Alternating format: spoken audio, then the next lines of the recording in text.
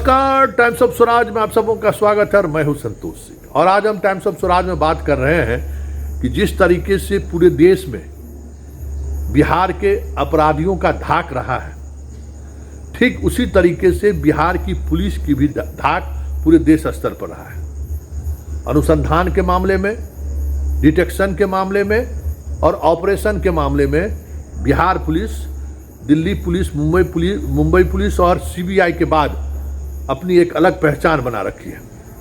और यही वजह है कि इतने बड़े बड़े अपराधी भी एक दौर में बिहार में अपराध करने से अपने आप को बचते हुए दिखे थे, बचने लगे थे, जिस तरीके से अपराध चरम पर था। कल हम चर्चा करेंगे कि बिहार में जो है कैसे अडानी के अपहरण की साजिश रची गई थी, उस पर भी बहुत ज़बरदस्त स्टोरी है। लेकिन उस तरीके का अपहरण, हाई प्रोफाइल मर्डर, तमाम ऐसे हाई प्रोफाइल मामले का भी बिहार पुलिस ने बड़ा बखूबी अनुसंधान किया है, अपराधी तक पहुंचा है, सजा दिलाने में भी कामयाब रहे हैं। देश की जितनी बड़ी पुलिस एजेंसी है उसकी बात करें तो बिहार पुलिस सजा दिलाने में भी कमतर नहीं है। और यही वजह है कि बिहार पुलिस की अपनी एक अलग धाक है। देखिए, पप्पू यादव को धमकी दिया और धमकी देने के बाद लॉरेंस बिश्नोई को लेकर कई तरह की चर्चाएं बिहार में होनी शुरू हो गई। गोपालगंज के कई डॉक्टर को भी धमकी मिल गई, लगातार धमकी पर धमकी।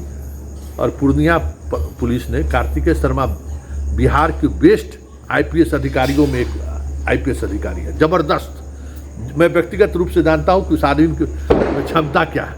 यह अलग बात है कि आज की राजनीति में वो सूट नहीं बैठते, और हमें उम्मीद थी कि वो मास्टरमाइंड कंप्यूटर साइंस का जिस तरीके से इस्तेमाल करना जानता है टेक्नोलॉजी का, वो बंदा बाजी मारेगा। और पकड़ के ले आया दिल्ली से, और मालूम हो ही गया कि अपने साली के सिम के सहारे वो खेला कर रहे थे। इनको पता नहीं था कि बिहार पुलिस जो है सारे तरीके के टेक्नोलॉजी का इस्तेमाल करते हैं। यहाँ बिहार पुलिस इस तरीके के क्राइम में जो मोबाइल, व्हाट्सएप, फेसबुक, बाकी जो सोशल मीडिया के सहारे जो क्राइम होता है उसका एक्सपर्टीज, मतलब कह सकते हैं कि कई तरह के लेयर पर एक से एक अधिकारी तैनात है, चाहे एसटीएफ में हो चाहे जिला बल में हो।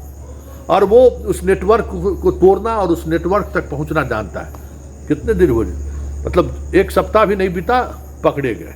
अब पांडे जी जवाब देंगे कि क्यों दिए भाई, पप्पू यादव से उनका पहले से रिश्ता भी रहा है, ऐसी भी बात सामने आ रही है। लेकिन बड़ी बात यह है कि गोपालगंज वाले भी हाथ आ ही जाएंगे, उन पर भी ऑपरेशन उसी तरीके से चल रहा है।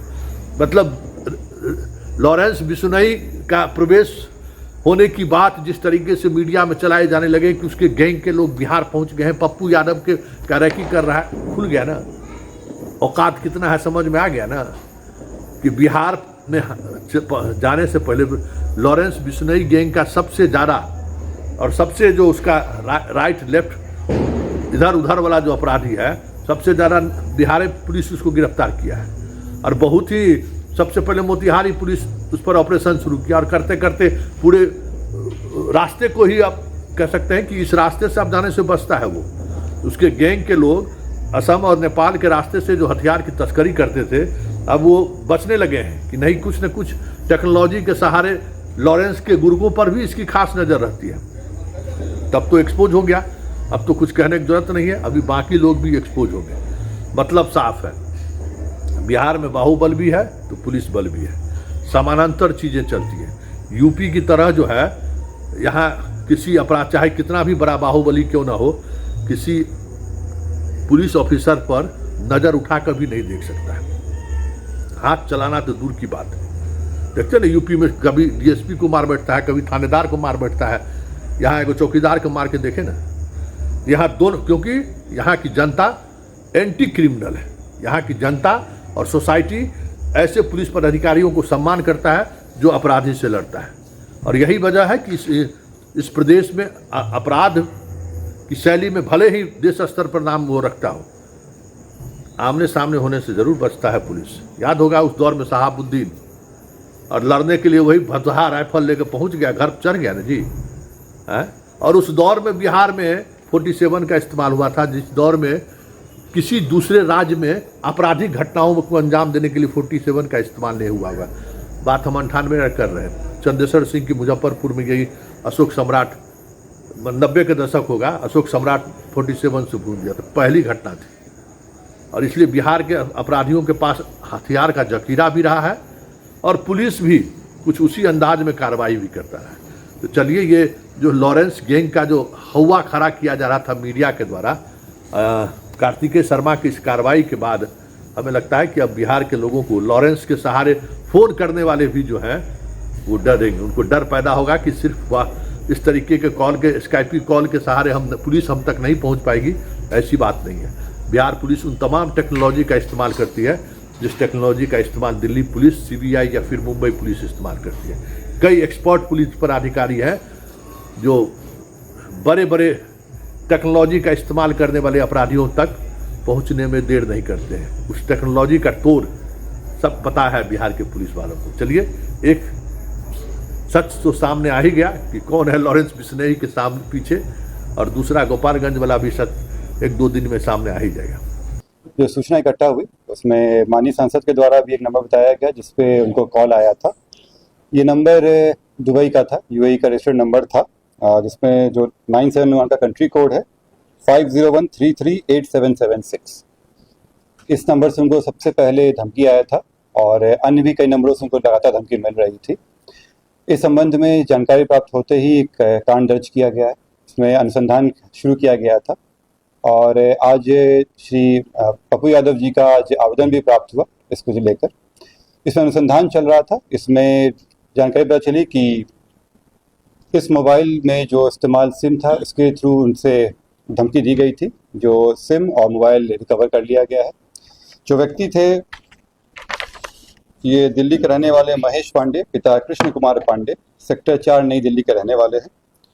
ये पूर्व में भी दिल्ली में कई जगह काम कर चुके हैं और कई माननीय लोगों से भी इनके साथ संबंध रहे हैं। इनके कईयों के लिए काम भी किए हैं। साथ ही एम्स और सेना के कैंटीन में भी ये काम कर चुके हैं, जो इनके द्वारा बताया गया है। प्रारंभिक जांच में अभी यही आया है और इस व्यक्ति को गिरफ्तार कर लिया गया है। अभी हम लोग कोर्ट में प्रस्तुत करेंगे, बाकी रिमांड पे लेने के बाद अन्य पूछताछ की जाएगी। इसका दिल्ली से की गई गिरफ्तारी। कोई गैंग में शामिल? इनके द्वारा जो अभी तक आया है उसमें गैंग का कहीं से कोई नहीं आया है। इनके द्वारा बताया गया है कि ये जो न्यूज़ में इनका स्टेटमेंट देखे थे माननीय सांसद जी का, उसके बाद इनको लगा कि चूंकि कुछ दिन से भी कुछ काम नहीं कर रहे थे तो इनको लगा कि इसमें किया जा सकता है। इनके भी संबंध कई लोगों से रहे हैं। माननीय सांसद के भी कुछ लोगों के साथ इनके कॉन्टैक्ट रहे हैं इसमें पूर्व में भी। तो अन्य जितने भी एंगल है उस पर हम लोग दिखवा रहे हैं इसमें। फिलहाल मैं आपको स्पष्ट कर दूं कि कई नंबरों से धमकी दी गई थी। जो पहला धमकी आया था जिसमें फोटो भी शेयर किया गया था वो इसी नंबर से किया गया था, इन्हीं के द्वारा किया गया था। इसमें गिरफ्तारी हो गई है। अन्य मामलों में अभी अनुसंधान चल रहा है। ये तो दुबई का सर नंबर, ये दुबई का नंबर है। इनकी जो उनके द्वारा बताया गया कि इनकी जो साली हैं वो दुबई में रहती हैं। ये दुबई गए हुए थे और वहीं से ये सिम ले आए थे। संभवतः उन्हीं के द्वारा रजिस्टर्ड नंबर है। ये भी अनुसंधान का विषय है। ये ले आए थे और उसी पर नंबर चला रहे थे। कोई लॉरेंस बिश्नोई वगैरह तो ऐसा कुछ नहीं, अभी तक कोई ऐसा एंगल नहीं आया जिसमें इनका जुड़ाव उस तरह से रहा। डीपी लॉरेंस बिश्नोई का लगा? नहीं, ये डीपी नहीं लगाए थे। ये उनको फोटो भेजे थे। ये व्हाट्सएप पे पहले इनको मैसेज किए, उसका जब कॉल उनके द्वारा नहीं उठाया गया तो ये मैसेज किए थे और फिर जब बात हुई तब धमकी दिया गया था। कितने लोग गिरफ्तार? एक व्यक्ति गिरफ्तार हुए हैं। मैं अभी फिर से कह दूं कि अभी और लोग हैं और नंबर से भी कॉल आया था जिसके भी जांच चल रही है।